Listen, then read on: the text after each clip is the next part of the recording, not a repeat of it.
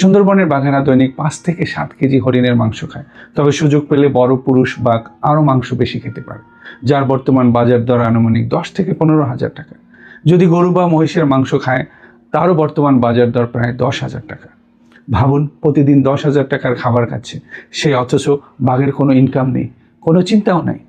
অথচ আমরা মানুষ, আমরা দিনে ভাত খাই মাত্র 250 গ্রাম থেকে 350 গ্রাম চালের। সব মিলিয়ে একজন মানুষ বেশি হলে 500 থেকে 1000 টাকার খাবার খেতে পারে। আর তার জন্য আমরা চুরি করি, সুদ খাই, ঘুষ খাই, অন্যের হক নষ্ট করি। আমাদের অ্যাকাউন্টে অনেক টাকা থাকে, কিন্তু আমাদের শরীরে অনেক রোগও থাকে। আমাদের সন্তানেরা কথা শোনে না। আমাদের অনেক দুশ্চিন্তা, অনেক দুশ্চিন্তা। বাঘ চিন্তা করে আজকে কি খাবো, আর আমরা চিন্তা করি আগামী 20 বছর কি খাবো।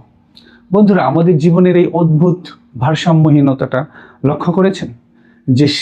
যে সৃষ্টি সবচেয়ে কম খায় সেই সৃষ্টি সবচেয়ে বেশি দুশ্চিন্তা করে, আর যে সৃষ্টি সবচেয়ে বেশি খায় সে থাকে দুশ্চিন্তা মুক্ত।